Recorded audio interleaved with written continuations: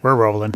Welcome to the House Dudes podcast, where we invite you to follow us on our journey towards financial freedom using the power of real estate. I'm Jack Haas. And I'm Josh Koth. Here at House Dudes, we believe in a couple key principles. Number one, the best way to retain information is by teaching it to others. And number two, a rising tide lifts all boats. We're not competitors, we're a community. So let's get into some real estate investing. So I'm very excited to have Trevor Mauch on the phone call. And if everybody knows who Trevor is, he is the founder and CEO of Skerritt, which is a great web platform for real estate investors and realtors. But I wanted to start things off, Trevor, with let's fill in some of that background, because I know that you can probably do a heck of a lot better job introducing yourself than I can. Jack, man, first of all, I just want to appreciate you for the invite. I'm always humbled and honored to be able to come on and chat with people, amazing people in their audiences. Because one thing that I'm passionate about, that I get energy from, is this thing. Like, I carve out time for this because I get energy from it. So thanks for giving me the opportunity, man, for sure. As far as my background, so Skerritt, we help real estate investors and agents, of course, generate a lot of leads online. We help you control the conversation online with our content marketing tools and our high converting websites, and hundreds of millions of dollars in deals have been closed through the system. But let's go all the way back. What led into that? I'm a real estate investor. I'm not a flipper or wholesaler. But early on for me, I looked at real estate and I said, you know, this real estate thing looks amazing. It's something that's not going away anytime soon. And it's something that really interested me. And this is in college. I was 21 years old. And I ended up buying my first rental property actually when I was 21 in college. It's a little 4-unit building. I still own that one today. Mm-hmm. And that's kind of what got bit me by the real estate bug. Was I had a professor, Ari DeGroot. I remember he was an attorney and he was a real estate investor, and it was the business law classes at college. And I'd be in there, and he was a really passionate guy, and he was talking about how he was building wealth with real estate, and he was doing it. You know, he was a lawyer, so he had kind of that advantage. He could do the law part of it. I'm going, man, that just sounds really interesting. And so I started to kind of follow that path. And I wanted to be an attorney and investor. I got 50% of that right. I failed the LSAT 2 times so bad that I couldn't get into even like my waitlist school, which I'm thankful for. But I bought that first property. Ever since then, it kind of unlocked for me. I go, man, once I got over some of those initial mindset hurdles of, man, I'm too young, I don't have any money to buy a property, how do you do these things? I got around the right people, started reading the right things, and just took a leap of faith and bought that first property with $600 of my own money. Owner carried the mortgage back. It's cash flowed since day one. And I've been a buy and hold guy since. I bought a property next door to the one we're currently in as well. 7,000, 8,000 square foot commercial building with residential upstairs. We're putting apartments up there, retail downstairs. And over the course of those years, Jack, one thing that I learned, like, real estate to me is a vehicle for wealth. I don't love real estate. I don't love software. Those are amazing vehicles. And I said, what do I really get energy from? And for me, I get energy from talking with entrepreneurs. I get energy from learning how to better myself and helping to coach other people to do that. I get energy from strategy. Like, I love strategy. I put a million things in the whiteboard, but I want to walk away from it and have someone else execute it. Right. And I got really good at generating leads online to the tune of about 100,000 leads for myself and my private clients before Skerritt, and now about 3.5 million leads for our clients in the past 5 years.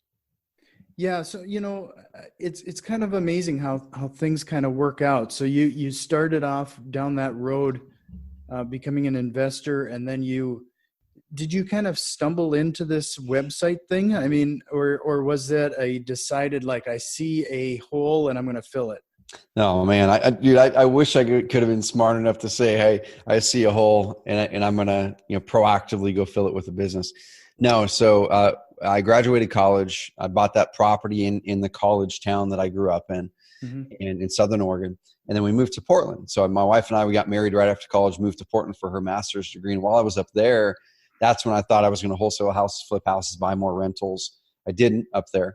But what I got really interested in was learning marketing. Like I just knew that it interested me. I wasn't that good at it. So my uncle was a mortgage broker. This was to give you guys context. This is 2007. So like right before or right during when everything was kind of happening, like right before the big meltdown. And he was having me doing marketing in his office. I was making $1,000 a month. Wasn't really making much money. And I was so grateful though, because it gave me a chance to say, I don't have to get a job this year. I'm going to give myself 12 months after my college graduation to figure out how to do entrepreneurship stuff. And if I can figure it out by the end of the year, or if I feel like I'm getting close, I'll renew that mental contract with myself for another year. And the first year, which is all about me. I mean, I was picking up the phone, cold calling Craigslist. I was just doing all kinds of stuff to try to generate mortgage leads. I generated a lot of private lender leads in that year and a half. And where the internet came in was this, Jack. My uncle walked up to me and he points over my shoulder, and I was on the computer, and he said, Google this, go to Google and type up like Portland mortgage broker. And I did. And up to that point, I really hadn't used the internet for much other than college papers, Craigslist, and it was pre-Facebook for me, pre all that. And I Googled it, and he said, how do I get there? Like to the top of the Google search for Portland mortgage broker. And I go, I don't know. And he goes, do you think you can figure it out? And I said, I go, I'll give it a go. I think I can. And so that kind of set me off on to figuring out, man, you can use the internet for marketing, that a lot of people are starting to use this thing, and it's driving so much of our attention. How do we get in front of that attention and add value to people where they want to work with you? And so that led into me learning SEO really, really well, got them ranked really high. That led to me, I started a blog for what I was doing with real estate. And I learned how to do content marketing, conversion rate optimization. And then after I started doing those, I started to get clients. My biggest client, you've probably used their product before. Biggest client at that time before Skerritt was a company called Halstead International. If you go into Home Depot and look at all their like luxury vinyl plank flooring, it's this company makes it all.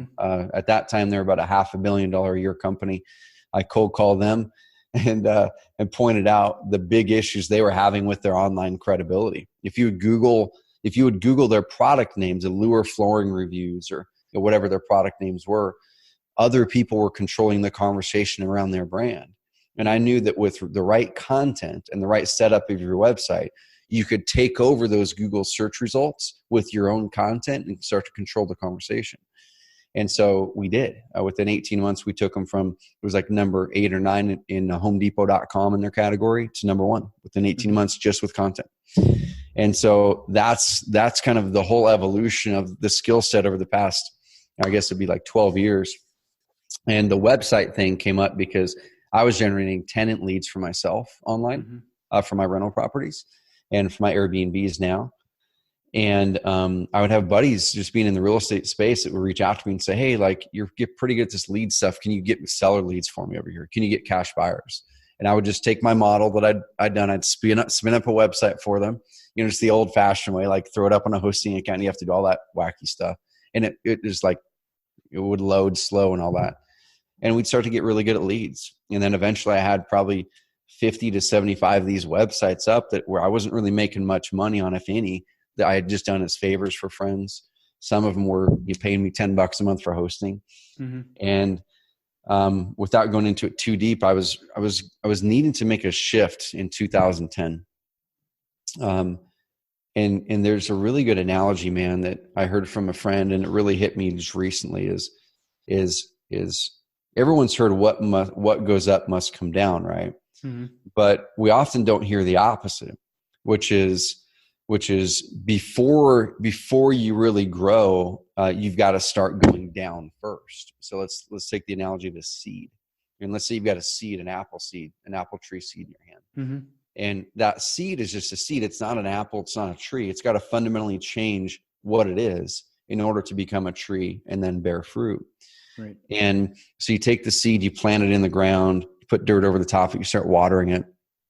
And a lot of people think that the tree grows up first. It actually doesn't. It goes down first. Like the roots go down and then it starts to sprout up, and then it grows into a strong tree. And then eventually a bird lands on it, and starts to build a nest.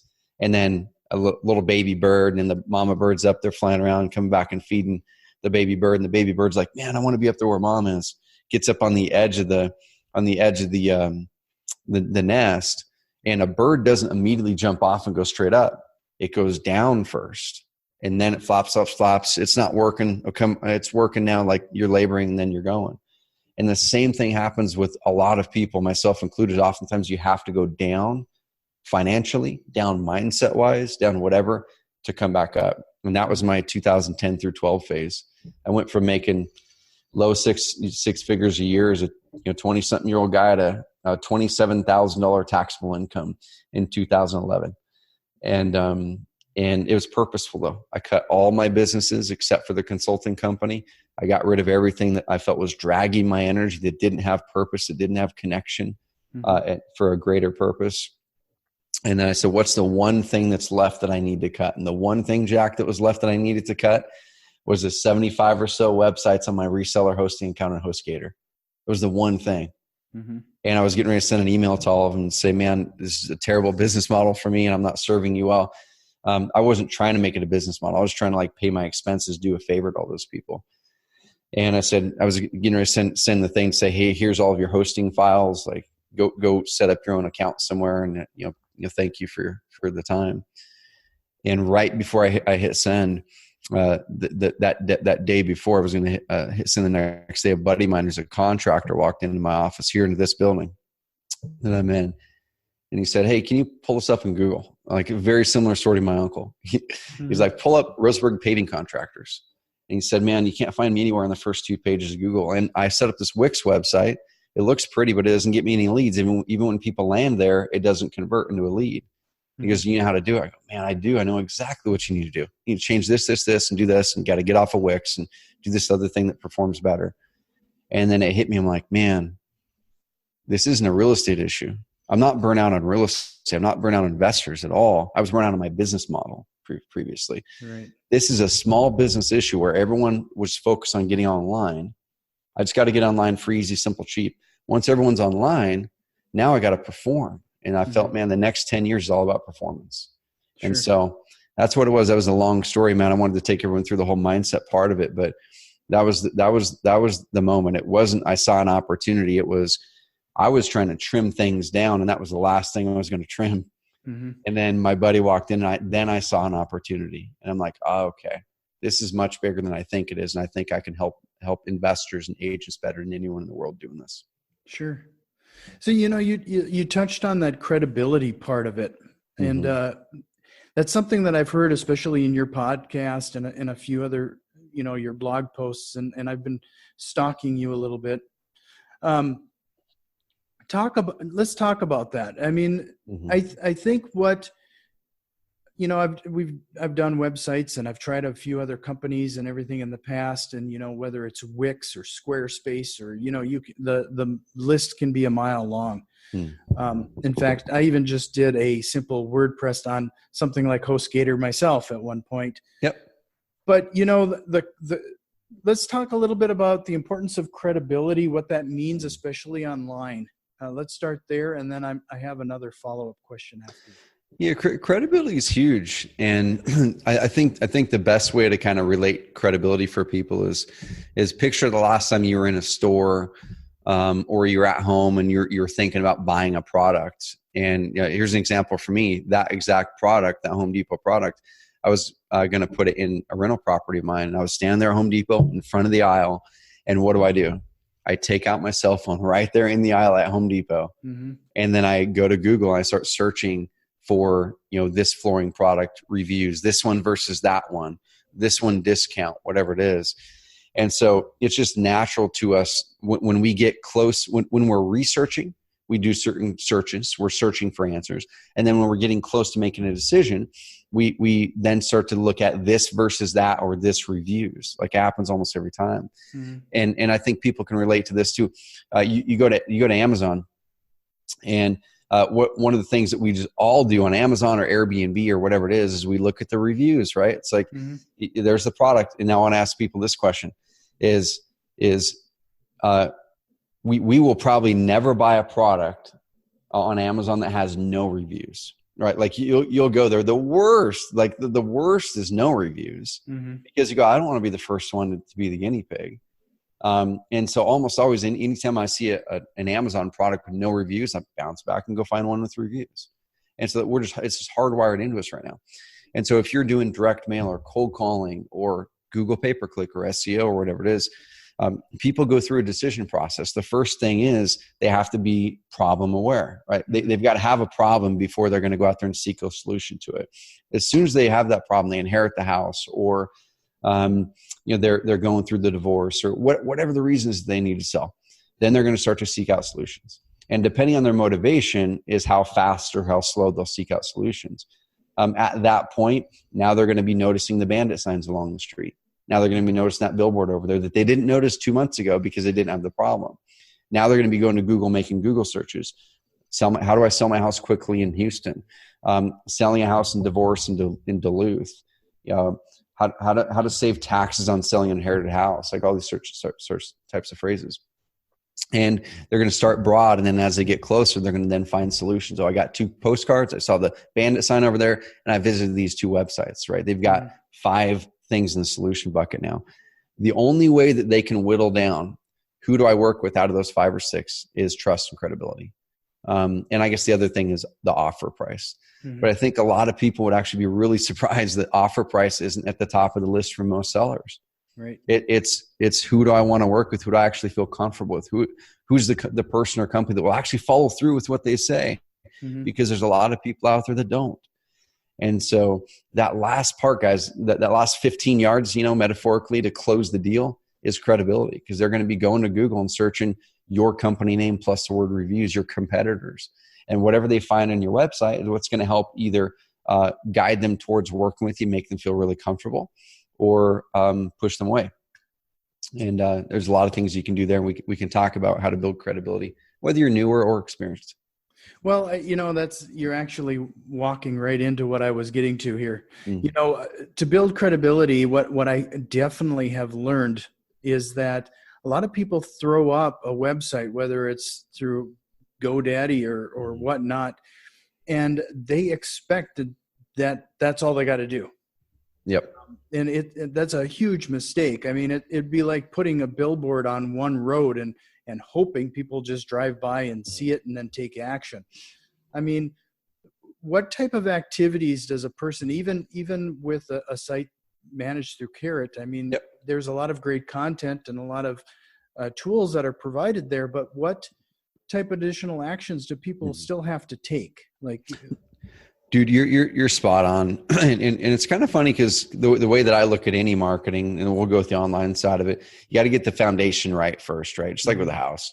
And so that's where Skerritt takes care of the foundation amazingly well. You make it load crazy fast and all that stuff that we're not going to get into now. So we take care of the foundation so you don't have to. But then after that, no matter how good the website's optimized, it's not going to convert anybody if there's not any people actively driven in front of it, like you were saying. So the first thing that I would do, Jack, is I would direct people to amplify your offline marketing. What marketing are you currently doing right now that's working, or that you're just getting started, and how do you amplify and make that better? And so I was talking with Tom right before this, and they do a ton of direct mail. And as soon as they started building in their credibility on their website and they switched to Skerritt, their direct mail actually started getting a better ROI. Carter Steph, the largest home buyer in Oklahoma City, they were doing a lot of radio and TV advertising, no online. They were ranked for their own company name, and that was about it. Mm-hmm. But they ended up squeezing out another $20,000 to $30,000 extra a month in profit because their website, because that's all they changed was just their website. And so that's the first thing, y'all, is amplify your offline marketing. So I'd write down, what marketing am I doing right now? And then I would go, cool, let me go look at those marketing pieces. Let me look at the direct mail piece. Let me look at the phone number I'm texting or calling from. And anything that's identifiable, write those things down. It could be your company name, if that's on those pieces. It could be the phone numbers, even if they're tracking phone numbers, write those down. Anything that's identifiable that someone might go to Google to search. And then I would go to Google and search them all and see what those people see. So that's the very first thing. And that's like amplify what's already happening over here, because you're going to be able to squeeze a bunch more profits out of that. If you kind of, one thing I like to say is if you lose one deal per year, and let's say your average profit per deal is 10K, if you lose one deal per year because of underperformance on your website, that's $10,000. Like that's a big expense. So that's the first thing. The second thing that I would do, Jack, once I've got that tied down, I've got my brand search tied down, anything around my brand, anything that's identifiable in my marketing. I'm going to make sure I have content and my web pages that rank high in Google for those. We can talk about a couple specifics on how to do that if you want later. But the next thing that I would do is I would go, okay, cool. There's a lot of free things that you can do to drive traffic to your website. So I'm going to talk free and easy stuff first, and then we'll talk stuff that requires some money. Sure. So there's some free things, y'all. I call them Facebook phishing posts. Mm-hmm. And a Facebook phishing post is straight up, you go to Facebook and you're fishing for comments and engagement. And so as a real estate, I'm going to give an example as an agent and an investor. Okay. Mm-hmm. And there, you guys can start to think up other ways here. So as an investor, if I want to do a Facebook phishing post, now this works kind of in tandem with your website and can sometimes just work with Facebook. I might go to Facebook and in my friends group or in a marketplace page or whatever it is. I might type in something like, how many houses have you driven by this week or today that had a house that had grass this high, and like post a picture of a house with high grass. And then I would say, that house is driving down the value. That might be driving down the value of your home. One of the things I'm crazy passionate about is getting rid of these houses and making them beautiful and getting great people in there to help the value of your home get higher. Comment below how many houses you've driven by, this month or this week or whatever it is that have grass this high. And then there might be like 1, 2, none or whatever it is. I would then DM every one of them. Hey, awesome. What neighborhood are you in? I really am passionate about this neighborhood over here. By the way, I actually buy these houses and fix them up, and I give referral fees. So next time you drive by one of those houses or do that one, shoot me the address, and if I buy it, I'll send you $1,000. Mm-hmm. On the agent side of things, it could be something to the effect of, if you know that you want to go after first-time home buyers, and you know that a first-time home buyer in your market, the house is sub 200K, I would figure out what's the mortgage payment for that, mm-hmm. and let's just say it's $800 a month. Then I would go in my IDX, my MLS system, and do a search to find out how many houses are sub 200K in that mm-hmm. market, and then I would make a Facebook phishing post that says, "Hey everybody, I just did a search, and there's 152 homes in Roseburg that you can buy for under $800 a month, less than your rent probably is. So post below what your monthly rent is, and if you would love to buy a home for less than your monthly rent." And then you're going to get a bunch of replies, man. I've done this and I've seen it. And then I would DM all of them or post it in the comments, say, hey, mm-hmm. if you want access to this list, let me know. I'll DM it to you. And then you just have a lot of engagement. Craigslist is another great one. I did an interview with Keith Sant. He came down to Skerritt camp, this last Skerritt camp, and he's still posting on Craigslist, man. He's closing deals from Craigslist, and it works. And he always puts his website in there. It's free. Some of them are free. Some of the ones he does are like $5 postings, and he'll post, maybe 10 of those a month. So you're talking $50, maybe a couple $100 if you go all in and post in some of those. Mm-hmm. So there's some of the kind of lower dollar. There's other things you can do there too. As far as the other way, if I were to go into a market though, Jack, and if you were to say, hey, Trevor, no one what you know, and you were to go into any market, what would you do? The first thing I would do is I would do Google pay-per-click because it's predictable. It gets the most consistent result that we see anywhere when it's done right. Mm-hmm. When you hear nightmare stories from people, it's when it's just not done right. It's not driving to a web page that is going to convert, even if it's Skerritt. Like I'll look at some people's pages and they just clicked launch, they threw up their logo, and they didn't add credibility. They didn't swap out the photos. They don't have a good about page that really like shows who they are. They don't have testimonials. Mm-hmm. So Skerritt can do an amazing job having a high conversion structure and making your website load really fast and making it easier to rank well in Google. But you're still going to need to step out there and build authority and trust. And so with Google pay-per-click, man, I have something I call a 60-day profit rule. And when we run traffic internally for some of our high-level clients, that's our number is, I mean, I can't even tell you if there is one in the past 2 years that hasn't met this rule yet. I can't think of one. But we always pull a deal out in the first 60 days, mm-hmm. every single time. The only variable is how much money will it cost to pull that deal out. Right. And there's a lot of things that we could talk about there. Long term though, so now the bread and butter for Skerritt, if you were to look at the 3.5 million leads that have came in through our system over the past 5 years, about 70% of them are from Google search, organic, someone ranking really high in Google. And so 1-2 punches in the short term the first 90 days or so, you really want to focus on what I call hamster wheel marketing. It's stuff that you got to do activities on, the posting on Craigslist or doing that stuff, getting Google AdWords going, your short-term marketing, because search engine optimization takes time. And so while you're building up those rankings, there's a process to do that. And there's all kinds of free articles we've got to drive people through that they can check out, or our training. But that takes time. It might take 6, 10, 12, 14 months to get a really good ranking, depending on how competitive the market is. But once you get that ranking, man, like your leads are consistent. They're predictable. They're the best leads you can get, the highest profit margin leads, the highest motivated sellers anywhere. So short-term hamster wheel marketing that requires you to do work, but the second you step off the hamster wheel, it slowly comes to a stop. Then you got to get back on it to make it work. The SEO side and content is like, it's building authority. It's like taking bricks and stacking bricks. It's hard. It's dirty work. You don't see, there's not like a lot of satisfaction early on. You're going, man, I'm doing the work, but where's the result? This brick wall, I've got 14 bricks down there. It's just one row. It's not a wall yet. It's not doing anything for me. But if you keep on stacking bricks because you've got the vision for that wall, knowing that it's going to give you a result, you keep stacking bricks, eventually you're going to have a wall that bounces everything back for you. And that's what SEO does. And that's where you start to get that consistent best leads and best deals. And you pull back in a year and a half, and they're coming and you're not doing any work to get them. Right. No, and I think you just pointed something out that's pretty significant. People expect that SEO to work so quickly. And it does take a lot of work, and it takes a lot of effort on people's part. That, I've definitely been learning, especially with the podcast and a few other things. Content is king, and you hear that mantra over and over again. But if you're not consistent and persistent with that type of stuff, and especially your engagement on the social media, it's just going to wither on the vine. And it's about authority. It's funny, Jack, because I was kind of looking at things going into this year, really looking at, man, what's been working for us and what's been working for our clients, and what's the state of the market. When you're at the top of a market, there's a lot of competition, right? There's a lot of newer people wanting to enter the market, which is amazing. I love it. And there's also a lot of people who have been there, but there's a lot of agents, real estate agents. Now there's the iBuyers, right? You have the iBuyers coming at it from the other side too.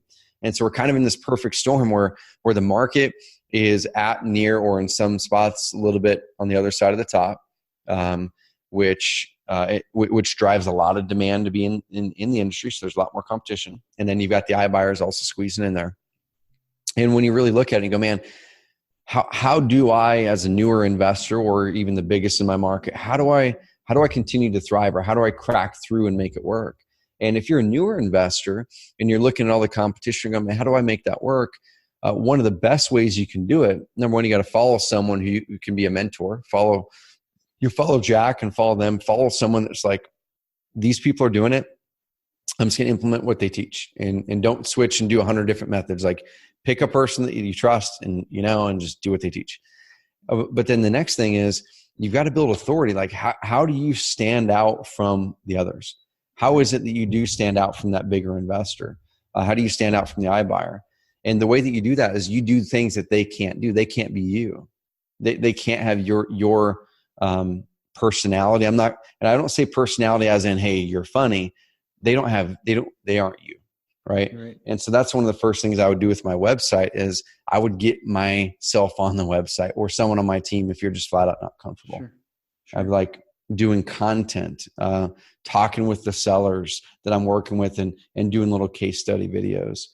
And I would start to separate myself with my authority. The only way to build authority is with content. The only way. Sure. So what is some of that low-hanging fruit? I think when people hear the word building content, or doing something, they're thinking about writing long blog posts, or they're thinking about starting a podcast, or they're doing a YouTube channel. Like, what kind of content or what type of authority material could somebody produce that is possibly perceived a lot of time and effort, but maybe it's a little easier to swallow? Oh man, awesome question. So I cut my teeth doing long form written content, because Google, if you look at the Google stuff, Google likes a lot of content. They're going to want to see, somewhere between 800 plus words on a web page in a competitive search phrase to even have a chance to get in that top 5. And so when you look at that and go, man, I don't want to, I'm not a good writer. I don't know how to write it so Google likes it. I don't know how to write it so it converts well. Well, Skerritt takes care of a lot of that for you, first of all. But the first thing I would suggest is to do what I did. So I went from writing really well and making stuff rank well, but I got burnt out on it. I'm like, man, I was dragging my energy down. And I said, what is it that is more natural to me? Something that I could hammer out quickly, that doesn't take me to spend days or hours to do the thing. And I'm like, I don't know, I've got this phone in front of me, and I'm good at video now. I didn't used to be, but because I've done a lot of it now. I used to hate video. I used to never want to be on video. I used to never want to hear my voice. Mm-hmm. And what we do now, man, is I don't write any articles. I do a lot of video. And I'll give you an example from a real estate agent, and I'll give an example for an investor. A local real estate agent here, Denny, we were talking with them, and they were saying, man, I really want this result online. I want to get in front of those prospects online, because we know that they're the highest motivated. We know they tend to be the best types of prospects to work with. But he wouldn't write content. I said, okay, Denny, take out your cell phone. And next time you're out there on the field, in the field, one of his expertises is ranch land, farmland. I said, next time you're on a piece of farmland, take out your cell phone or have someone do it for you, and just record like a 3 to 6 minute video of you talking about something that's your expertise in farmland.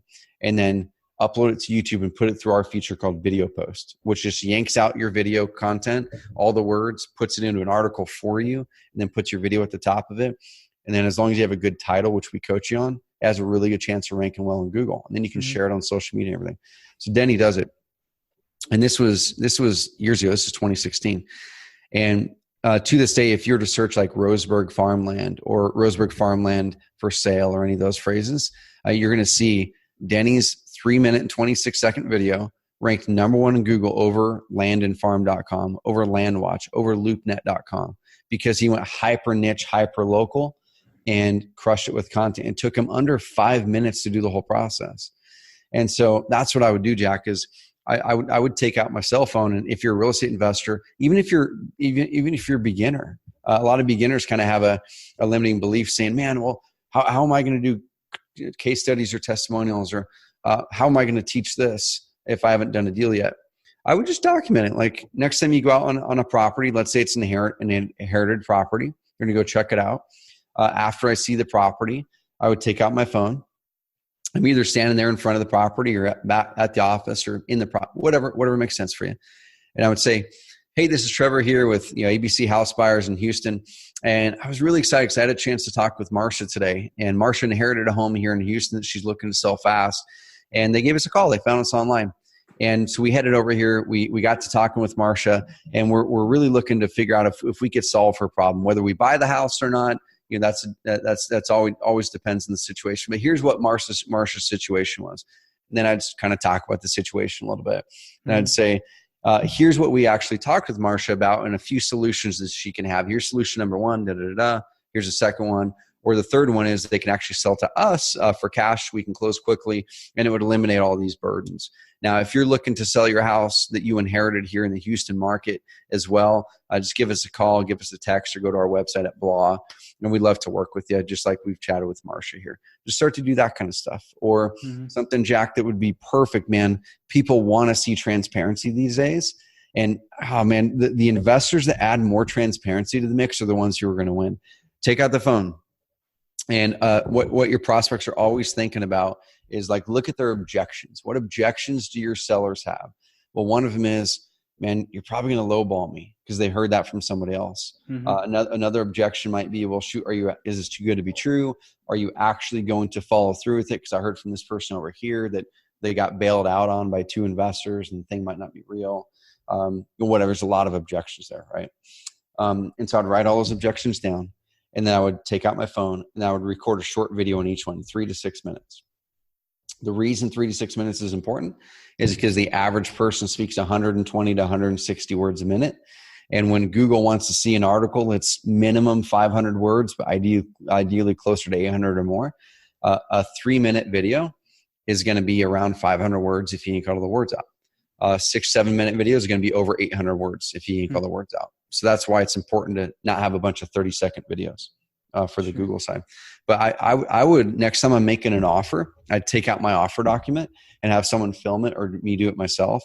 I'd say, hey, this is Trevor at ABC Home Buyers. Now, you might be wondering, how is it that us home buyers come up with these offers? You might have even heard from somebody that we go out and lowball people and da-da-da. Well, I'm actually going to walk you through. You probably haven't seen this before.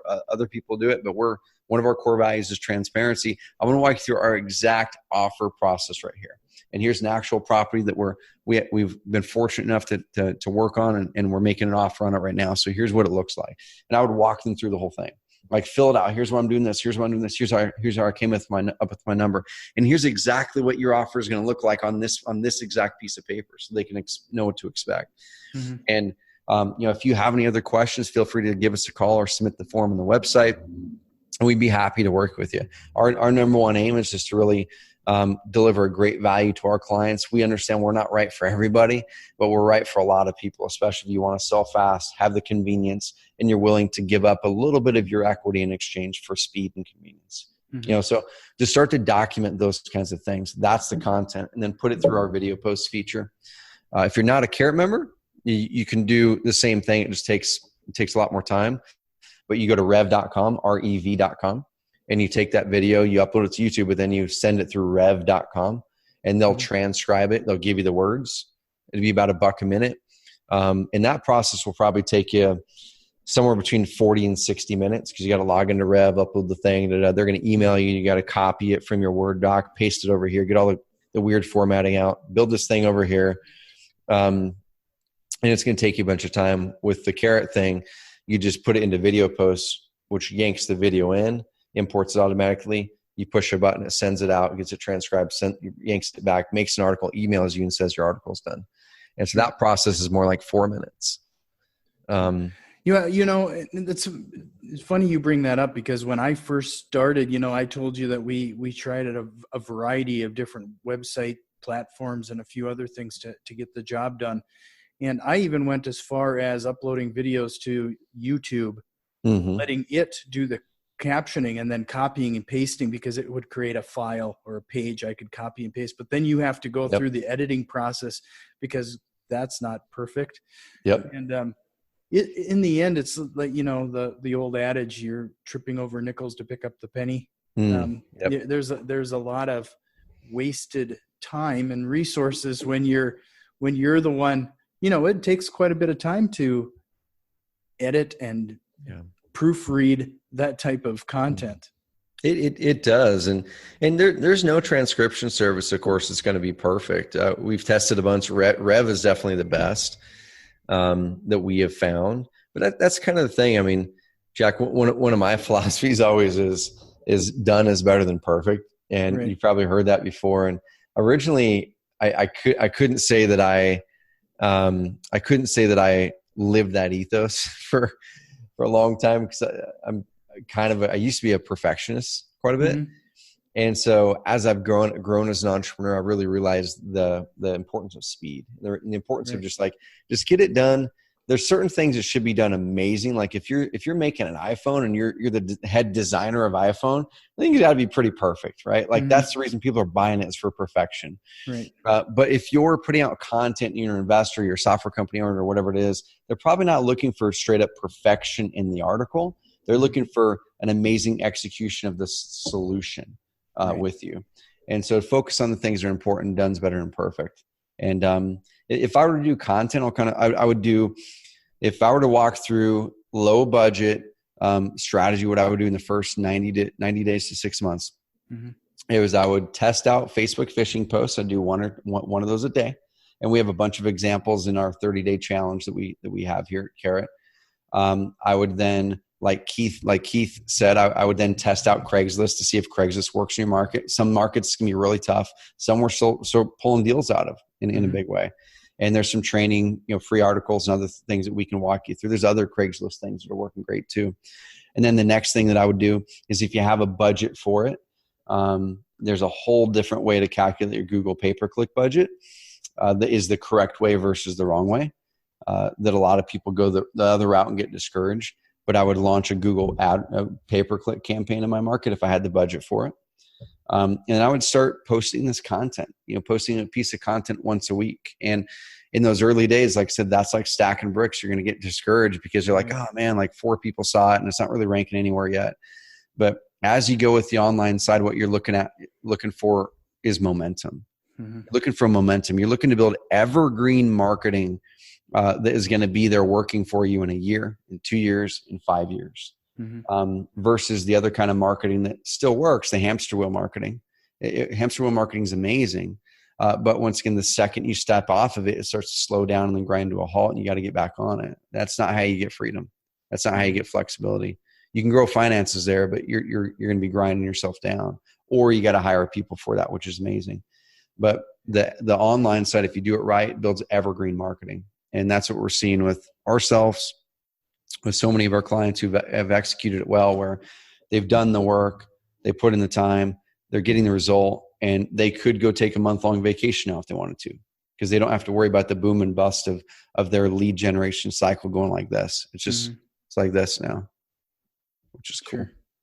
Sure. And it's cool that you bring up I think Tom has mentioned it more than once, progress, not perfection.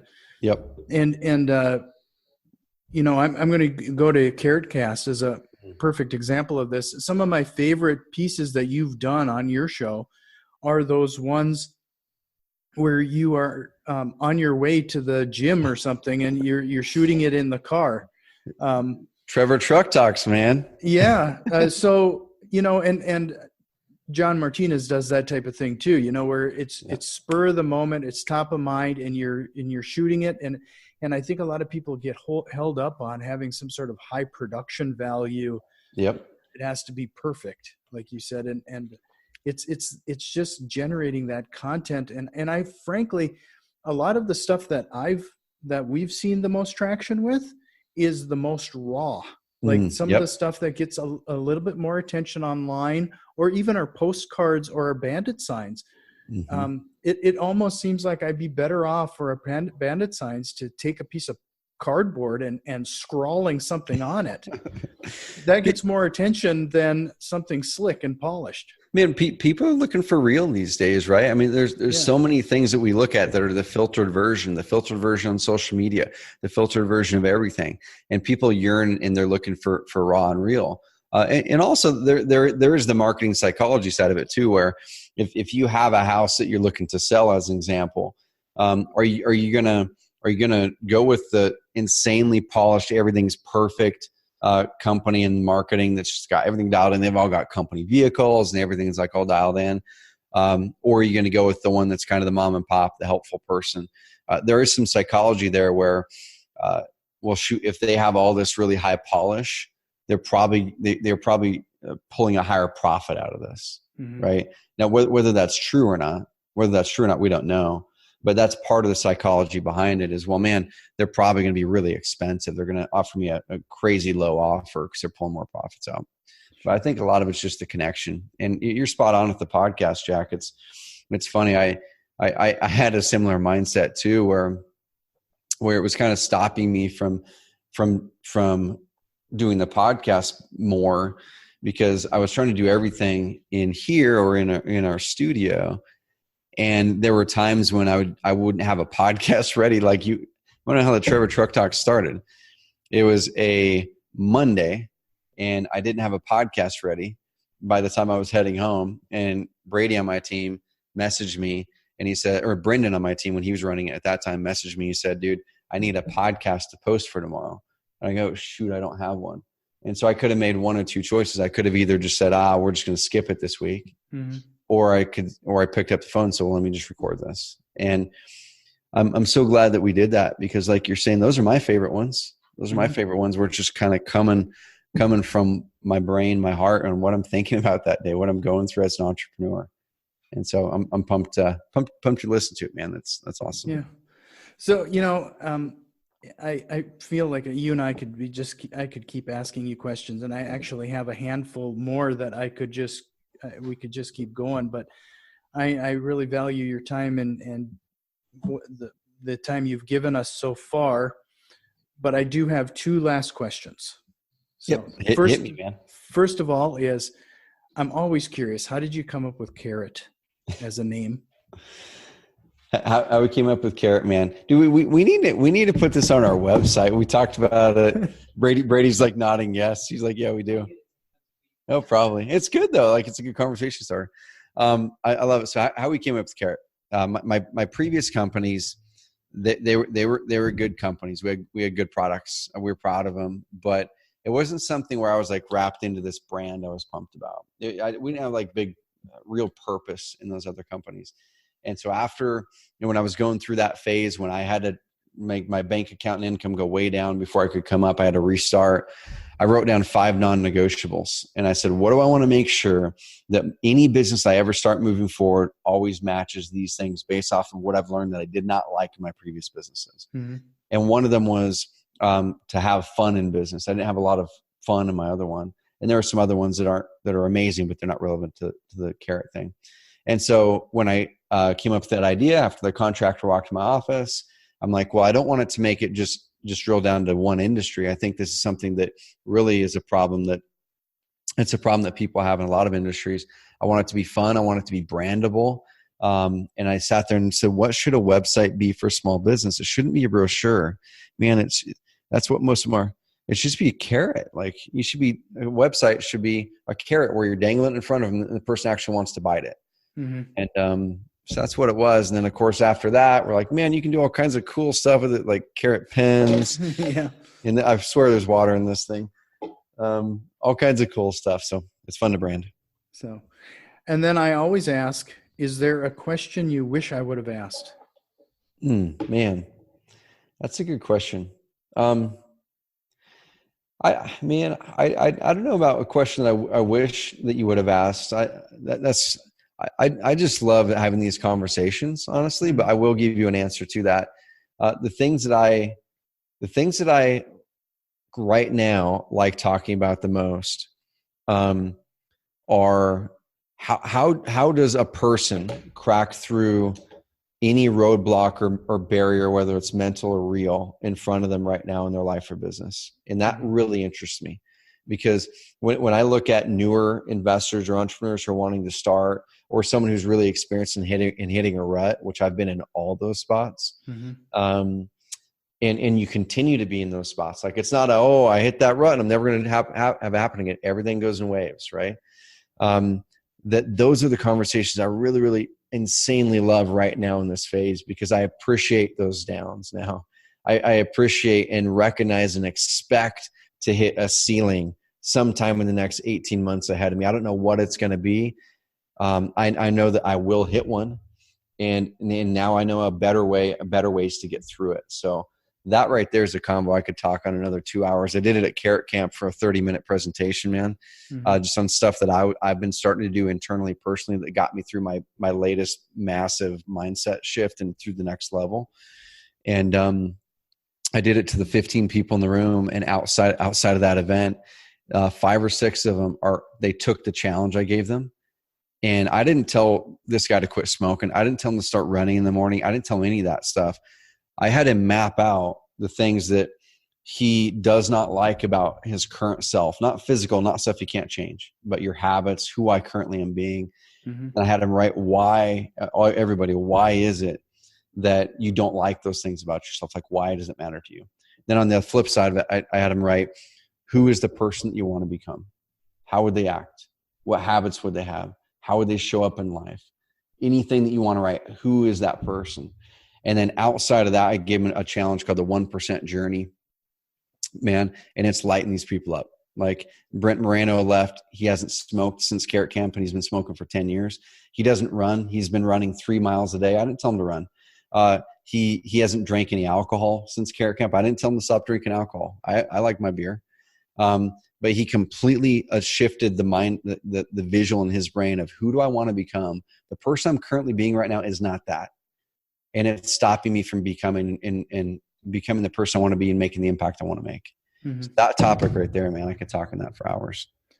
Well, I think that's a great introduction to get you to come back on the show. Let's do it. That'd be awesome, because the mindset thing is something that I am obsessed about. Mostly because I am one of those guys that if I'm not constantly feeding myself with some sort of positivity, I will mentally go into a rut and it just spirals out of control. So it's that constant. I'm just constantly having to feed myself, and that's part of one of those habits in my family. Yep. It drives them crazy because I'm constantly having an audiobook or a podcast playing in my pocket as I'm walking around the house, right? It's something I have to do to maintain what I need to keep things progressing. And that's all of us, honestly, and that's something years ago, going all the way back, and I'll wrap my story with this, going all the way back to that sitting in that mortgage company, doing cold calling on Craigslist and first discovering SEO, in a room on the way to that little desk that I had, was this whole shelf of personal growth books, tapes, CDs, DVDs, real estate stuff, everything, right? And I thought personal growth was for people that had problems. Mm-hmm. Like you do those things because you've got a problem. And it was there that I discovered and had learned that that's not the case. Personal growth and working on yourself is for someone who wants to grow and not stay stagnant. And Jack, it's so cool that you're doing that. And for me, whenever I fall into ruts, I can always trace back to somewhere in the last 1, 2, 3, 4, 5, 6 months, I stopped a habit, a discipline that got me off the train of putting the good stuff in my mind every day. Right. And that trickled to the next thing. Then that trickled to the next thing. That trickled to this. Then now I'm in a rut. And so the way I get back into it is exactly what you talked about there. Feeding the good stuff in. I start with writing down. I write down just story. I write down vision. I just start writing, man. And then I start to go to listening to I was listening to Wayne Dyer this morning. It was amazing YouTube video. It was fun. So if you guys can't tell, Trevor does a great job, especially, his podcast has a lot of marketing and website development and a few other things, but I get a lot out of the mindset and a few other things too. So I can't recommend his podcast enough. So make sure you check out Skerritt on your favorite podcasting app. But outside of that, where can they find you, Trevor? I know you have blog posts and a few other things that people can follow. Yeah, just Skerritt.com. Yeah, just go to Skerritt.com, y'all. And we have a really good blog over there. You can find our podcast over there too. We post a lot of good content over there. It's all free. And so it's Skerritt.com. See what we're doing and see if we can help you guys out. Well, thanks again. It was an awesome conversation, and I hope we can do it again. Let's do it, man, for sure. Thank you. Appreciate you. Thanks. We've put a lot of effort into providing useful content, and if you found value in the show and have any interest in supporting us with a small donation, head over to patreon.com/housedudes. And if you have any thoughts or questions, shoot us an email at info@housedudes.com. You can also find us on Facebook, Instagram, and Twitter @housedudes. And if you like what you're hearing, head over to iTunes, subscribe, rate, and review the podcast. It really helps other investors out there find the show. And remember, massive positive impact requires massive positive action. We'll see you next time. This episode was brought to you by housedudes.com. Do you have time to actively manage flipping and rentals yourself? If so, go for it. If you live in a market that won't cash flow or don't have the time to do all the work, are you just out of luck? If there was a way to participate more passively, would that appeal to you? I'm sure you have questions about how the process works and what to do next. If that's the case, fill out the form on housedudes.com/investors, and we'll reach out to see if you are a good fit for our business. This is first come, first serve, and we will have to stop taking applications when our goals are met. See you at housedudes.com/investors.